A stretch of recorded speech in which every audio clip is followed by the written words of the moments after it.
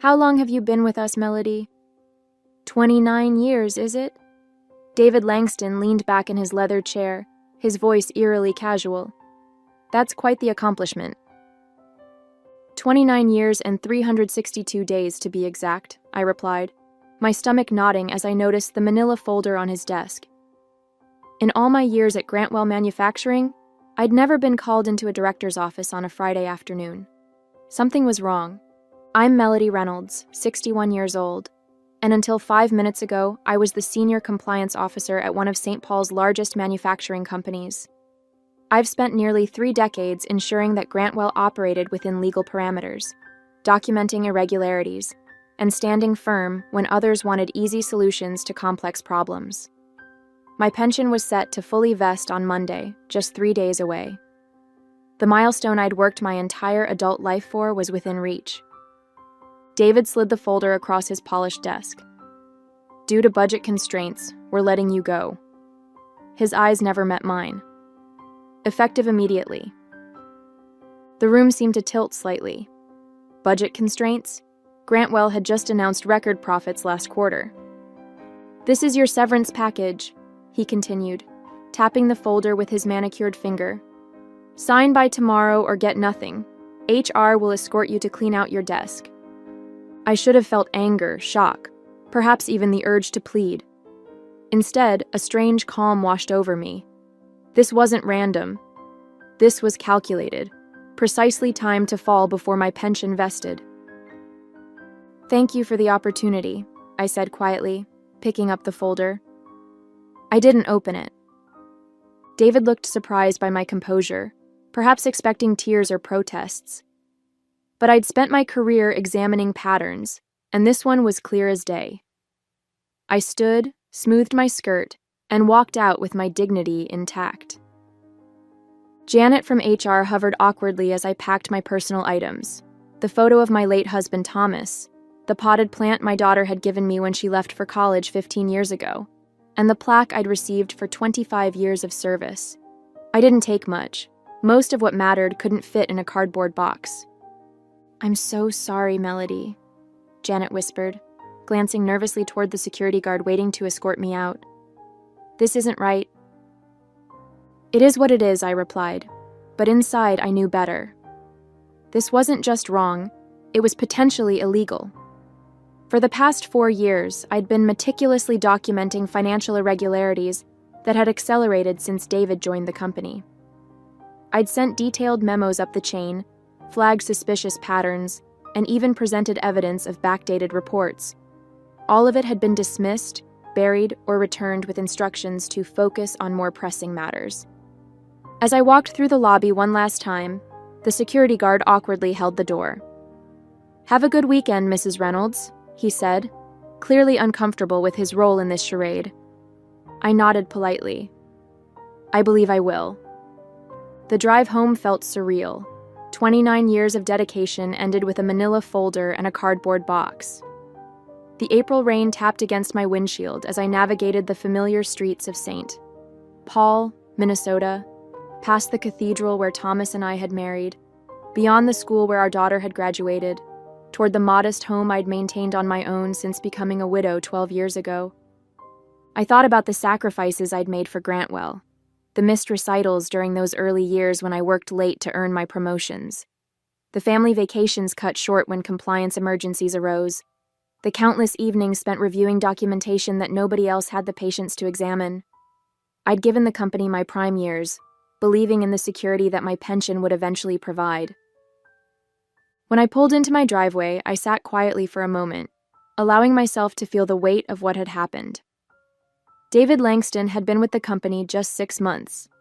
He'd arrived with a reputation for streamlining operations, which typically meant cutting costs at any price. I'd known we would eventually clash when I refused to certify compliance on his latest cost-cutting initiative, a measure that skirted several regulatory requirements. What I hadn't anticipated was how quickly and ruthlessly he would move to eliminate me. Inside, I made myself tea and sat at my kitchen table, finally opening the severance package. The terms were insulting: 3 months' salary in exchange for waiving all rights to future claims against the company. No pension, no healthcare continuation, no acknowledgement of nearly 3 decades of service. Just a check and a legal trap designed to silence me. The document required my signature by 5 p.m. tomorrow. They were counting on fear and desperation to make me sign quickly, without consulting anyone. This wasn't standard practice. It was a targeted effort to rob me of what I'd earned. I set the papers aside and walked to my home office, where I kept my personal records. Behind a row of family photo albums sat a fireproof lockbox, my insurance policy. For 4 years, I'd been bringing home copies of troubling financial documents, keeping detailed notes of conversations, and saving emails that outlined patterns of misconduct. Not because I planned to use them, but because my professional instincts told me something wasn't right. I opened the box and reviewed its contents: loan applications with falsified data, quarterly reports with manipulated figures, emails instructing staff to backdate quality control certifications.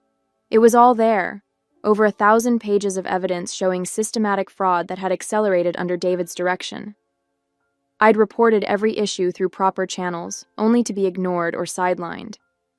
I reached for my phone, scrolling to a contact I hadn't called in years. Gregory Santos had been Grantwell's chief financial officer before leaving to work for the Securities and Exchange Commission. He'd always respected my diligence, even when others found it tedious. It's time, I thought, as my finger hovered over his name. The next morning, I woke with purpose. After speaking with Gregory for nearly 2 hours the previous evening, I had a clear path forward. I dressed carefully in the navy suit I reserved for important meetings, as if preparing for battle. In a way, I was. Gregory had listened intently as I outlined the situation and described the documentation I'd collected. His response was measured but resolute. This isn't just wrongful termination, Melody. Based on what you're describing, Grantwell could be facing serious securities violations. The timing with your pension, that's just the tip of the iceberg. He'd explained the whistleblower protections available through the SEC and arranged for me to meet with his team on Monday morning. Don't sign anything, he'd cautioned, and secure those documents somewhere safe. I spent Saturday morning making copies of everything, organizing the evidence chronologically, and preparing a detailed index. The work kept my mind focused, preventing the anger and hurt from overwhelming me. By noon, I had 3 identical packages ready, one for the SEC, one for my personal records, and one that would serve as leverage if needed. My phone rang several times throughout the day. Janet from HR, David Langston, even the company's general counsel. I let each call go to voicemail, listening to their increasingly urgent messages. Melody, we need that paperwork signed today. David's voice was tense. I can come by and pick it up if that helps. The legal counsel was more direct. Ms. Reynolds, it's imperative we receive your signed agreement before close of business. Failure to comply could jeopardize your severance package entirely. Their desperation confirmed what I already suspected. They knew they were vulnerable and wanted my silence secured before the weekend ended. At 4:30 p.m., my doorbell rang. Through the peephole, I could see David standing on my porch, his expensive suit looking out of place in my modest neighborhood. I didn't answer. Melody, I know you're in there, he called through the door. This is ridiculous. Just sign the papers and we can all move on. I watched silently as he eventually placed an envelope in my mailbox and returned to his luxury sedan. Only then did I retrieve it, another copy of the same agreement, with a handwritten note. Final opportunity. Sign by 9 a.m. Monday. That evening, my daughter called for our weekly chat. Elizabeth was concerned by the strange tone in my voice. Mom, what's going on? You sound different. I considered downplaying the situation but decided against it. Elizabeth deserved the truth. I was terminated yesterday, I said simply. What? But you're just days away from your full pension. They can't do that. They did, I replied. But don't worry, I'm handling it. Do you need me to come home? I can be on a flight from Denver tomorrow. No, sweetheart, stay put. I've got this covered. After we hung up, I sat in my living room as darkness fell, thinking about Monday's meeting with the SEC. For years, I'd tried to address these issues internally, believing in the system and the company's integrity. I'd been loyal, discreet, and professional, even when I suspected serious wrongdoing. But Grantwell had made its choice, and now I would make mine. I would not be signing their agreement. I would not be silenced. And most importantly, I would not let them discard 3 decades of my life without consequence. Monday couldn't come soon enough. Monday morning arrived with a clarity I hadn't felt in years. I dressed carefully, placed my documentation in a secure briefcase, and drove downtown to the federal building where Gregory had arranged our meeting. The weight of what I was about to do sat heavily on my shoulders, but there was also a sense of rightness to it all.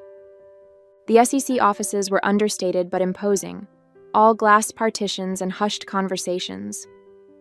Gregory met me in the lobby, his familiar face lined with more years but still carrying the sharp intelligence I remembered. "Melody," he said warmly, shaking my hand. "I wish we were meeting under better circumstances." "It's good to see you, Gregory," I replied. "Thank you for taking this seriously." He led me to a conference room where 2 other investigators waited: Angela Brennan, a senior enforcement attorney, and James Weston, a forensic accountant. Both greeted me with professional courtesy. "Mrs. Reynolds," Angela began, "before we start, I want to confirm that you understand the process we're initiating today. Once you share this information with us, an investigation becomes official. There's no turning back." I nodded. "I understand completely." For the next 3 hours, I walked them through my documentation. The irregular financial reporting I'd first noticed 4 years ago, when shipments didn't match invoices. The quality control certifications that had been backdated after products had already been shipped. The pattern of revenue manipulation that had intensified in recent quarters, particularly after David Langston's arrival. James examined the financial documents with growing concern. "These discrepancies aren't small," he noted. "The company has been systematically overstating revenues by at least 18% for the past 2 years. That's securities fraud." "And you reported these issues internally?" Angela asked. "Multiple times," I confirmed, showing them copies of my memos and emails. Each time I was told the issues were being addressed or that I was misinterpreting the data. When David joined 6 months ago, my concerns started being rerouted to his office where they disappeared entirely. Gregory leaned forward. "And you believe your termination was directly related to these reports?" "Without question. The timing, 3 days before my pension vested, makes it obvious. But more than that, I had recently flagged several major issues with David's latest cost-cutting initiative. He needed me gone before I could escalate further." As our meeting concluded, Angela outlined the next steps. "We'll need your formal statement, then we'll begin our investigation, which typically remains confidential until we determine whether enforcement action is warranted." "How long will that take?" I asked. "It varies," she replied. "But given the documentation you've provided and the clear pattern of misconduct, we may move quickly on this one." I hadn't even returned home when my phone rang. It was Janet from HR, her voice trembling. "Melody, something's happening. The board just called an emergency meeting. David's been locked in his office all morning, and there are rumors about SEC investigators contacting our general counsel." So it had begun, faster than I'd anticipated. The SEC must have made immediate contact with Grantwell's legal team. "I'm not surprised," I said calmly. "Did you—" Janet hesitated. "Melody, did you report something?" "I simply did what I should have done years ago," I replied. "What's happening with my pension paperwork?" "That's why I'm calling. The executive committee is reviewing your termination. They've put everything on hold until further notice." An hour later, my phone rang again.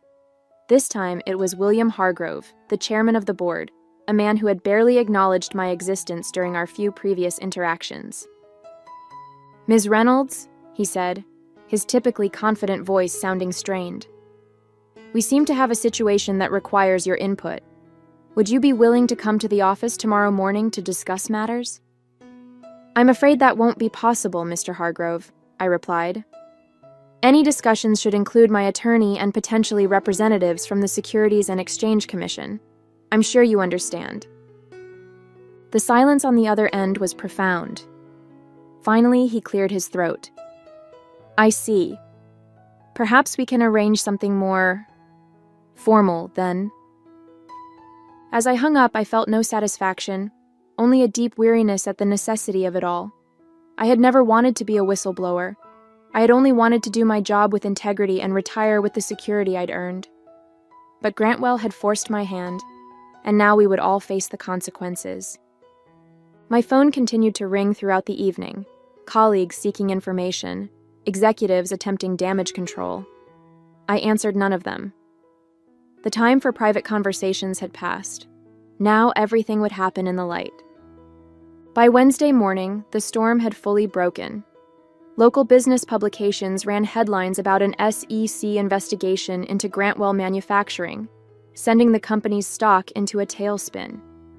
Financial analysts who had praised David's efficiency measures just weeks ago now questioned the integrity of the company's entire reporting structure. I received a formal letter from Grantwell's legal department withdrawing my termination notice and placing me on administrative leave with full benefits pending an internal review. It was a transparent attempt to mitigate damages coming far too late. At 10 a.m., my attorney Barbara Reynolds, no relation, but the coincidence amused us both, accompanied me to a meeting at Grantwell's headquarters. The same security guard who had escorted me out on Friday now nodded respectfully as we entered. The atmosphere in the building was tense, with employees huddled in whispered conversations that stopped abruptly when we passed. We were shown to the main boardroom, where William Hargrove waited with the company's outside counsel and 3 other board members. David Langston was conspicuously absent. Thank you for coming, Ms. Reynolds, William began, seeming to have aged years in just a few days. We've initiated a comprehensive internal investigation into the concerns you've raised. Barbara spoke before I could respond. Let's be clear about something, Mr. Hargrove. Ms. Reynolds didn't suddenly raise these concerns after her termination. She documented and reported them repeatedly over a period of 4 years, as her job required her to do. The company's decision to ignore those reports, and then to terminate her days before her pension vested, speaks volumes. William shifted uncomfortably. Yes, well, that's part of what we're investigating. I want to personally assure Ms. Reynolds that her termination has been rescinded. We consider her an employee in good standing with all benefits intact. Including my pension? I asked directly. Of course, he replied quickly. In fact, we're prepared to offer you a consulting role after your retirement, which you can begin immediately if you wish. We value your expertise and... My client isn't making any decisions today, Barbara interrupted. And any discussion about future arrangements should be preceded by a full accounting of how her previous concerns were suppressed. The meeting continued for another hour, with the board members attempting to distance themselves from both David's actions and the financial irregularities I'd documented. They painted themselves as victims of misinformation, expressing shock and disappointment at the apparent misconduct. I remained mostly silent, letting Barbara handle the legal maneuvering while I observed their body language. These were people I'd worked alongside for years, yet they'd never noticed me. Not really. Now they couldn't look away, their expressions a mix of fear and newfound respect. As we prepared to leave, William made one final appeal. Melody, we're hoping you might consider speaking with the SEC investigators about the corrective actions we're taking. Your support would be invaluable. I looked at him directly for the first time.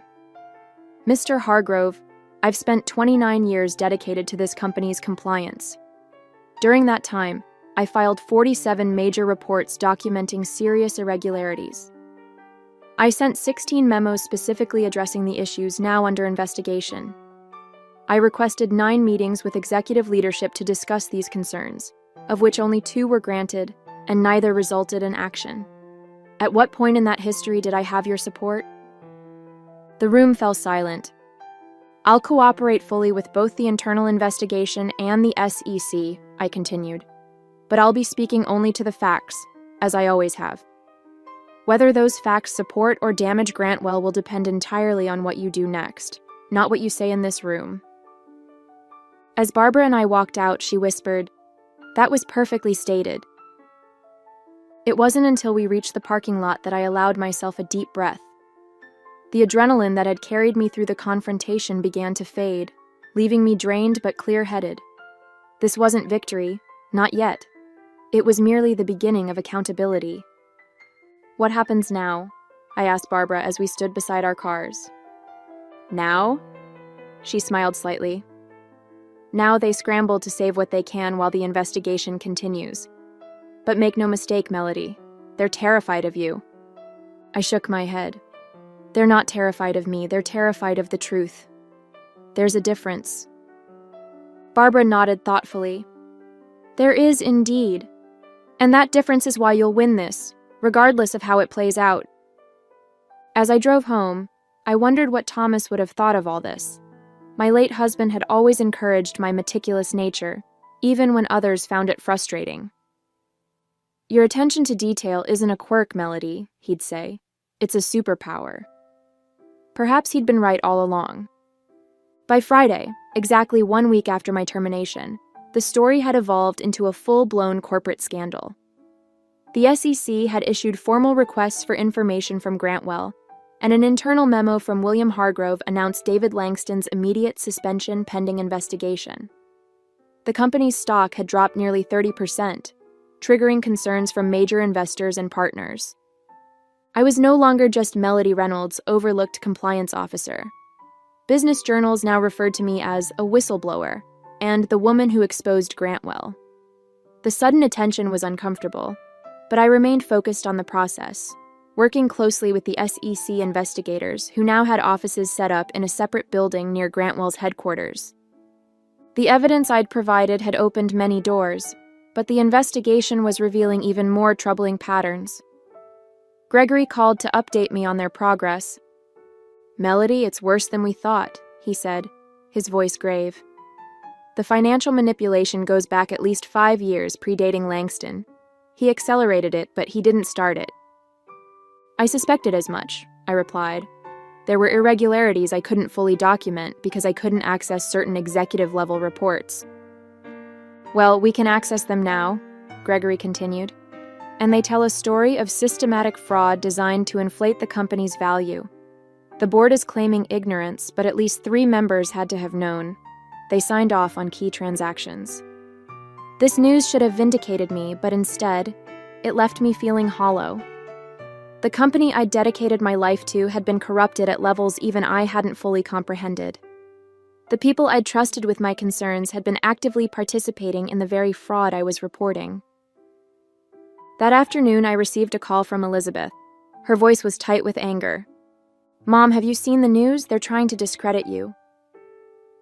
I hadn't. I'd been avoiding media coverage, focusing instead on the official proceedings.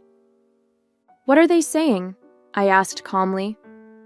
"That Grantwell executive, Langston, gave an interview claiming you had performance issues and were bitter about being passed over for promotion. He's making it sound like you're retaliating because of personal grievances." I wasn't surprised. It was a predictable defense strategy: attack the whistleblower's credibility rather than address the allegations. "It doesn't matter, Elizabeth," I assured her. "The evidence speaks for itself. My performance reviews have been exemplary for 29 years. They can't rewrite that history now." But David was trying to do exactly that.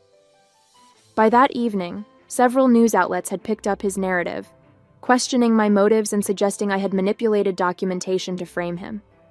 It was a desperate move from a desperate man, but it still stung to see my integrity questioned so publicly. Barbara called immediately. "Don't respond to any of it," she advised. "The SEC will issue a statement tomorrow clarifying your whistleblower status and the credibility of your evidence. Let the official channels handle this." I wasn't planning to respond, I told her, but I am going to do something else. The next morning, I drove to my local bank and asked to speak with the manager, Tracy Ferguson. I'd known her for years as she handled most of Grantwell's local banking transactions. "Melody," she greeted me warmly. "I've been following the news. How are you holding up?" "I'm fine, Tracy, but I need access to my safe deposit box." Inside the private room, I opened the box and removed a sealed envelope I'd placed there 3 years ago. It contained copies of email exchanges between David's predecessor and 2 board members, discussing ways to manage financial appearances during a critical acquisition period. I had found these accidentally while archiving old emails, and something had told me to secure them separately from my other documentation. I hadn't included these in my initial SEC report because they weren't directly related to the current issues. But now, with David attempting to undermine my credibility, they provided crucial context showing that the problematic practices predated my concerns about him specifically. I called Gregory immediately. "I have something you need to see," I told him. "It changes the narrative completely."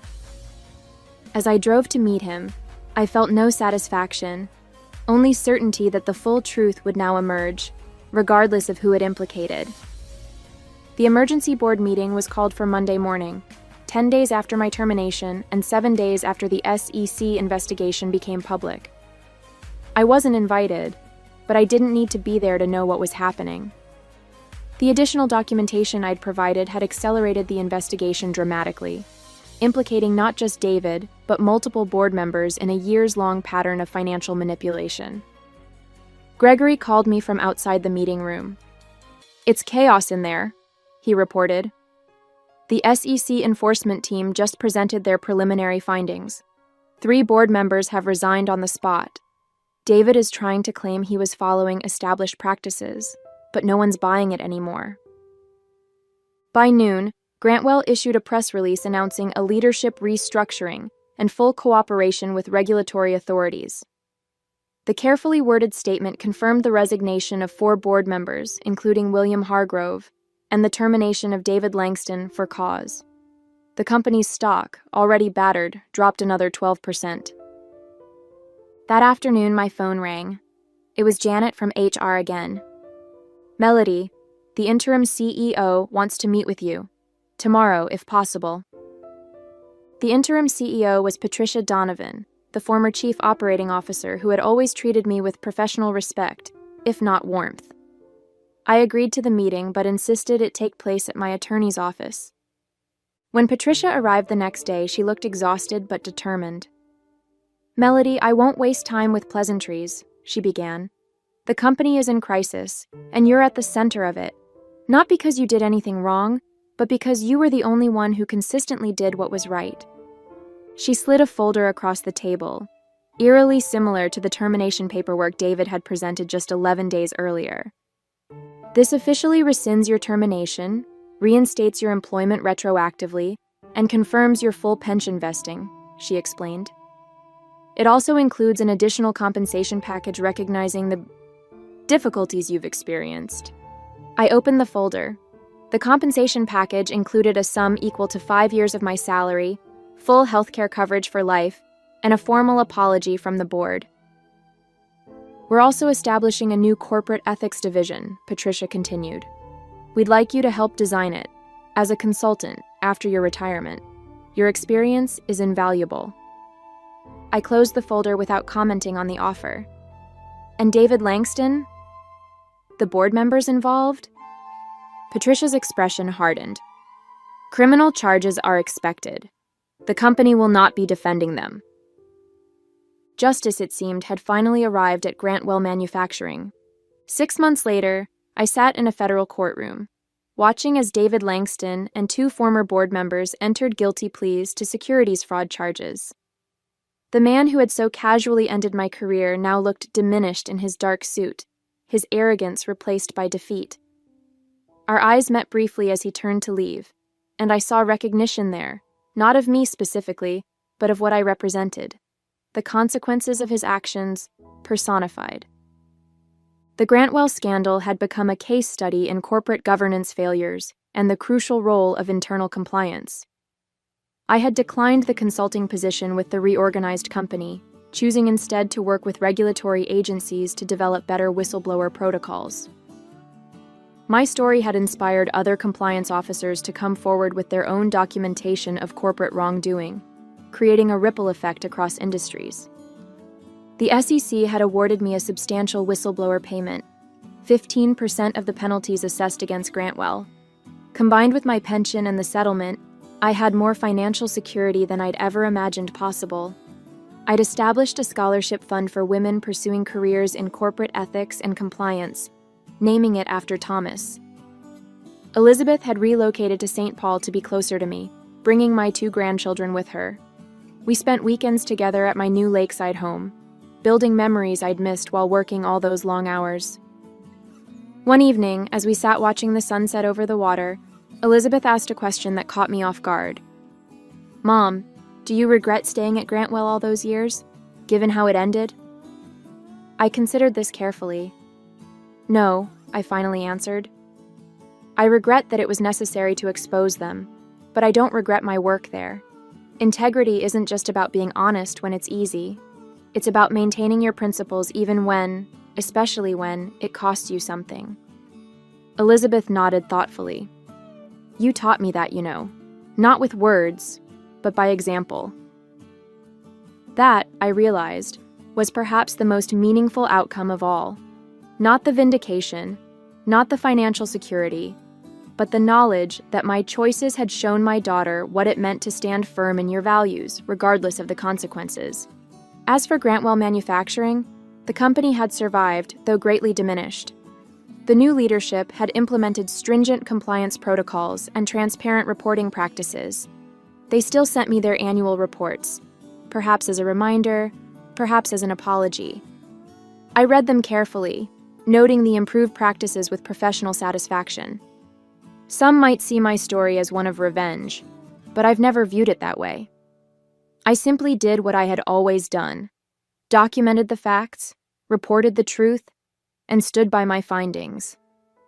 The difference is that this time, finally, others were forced to listen.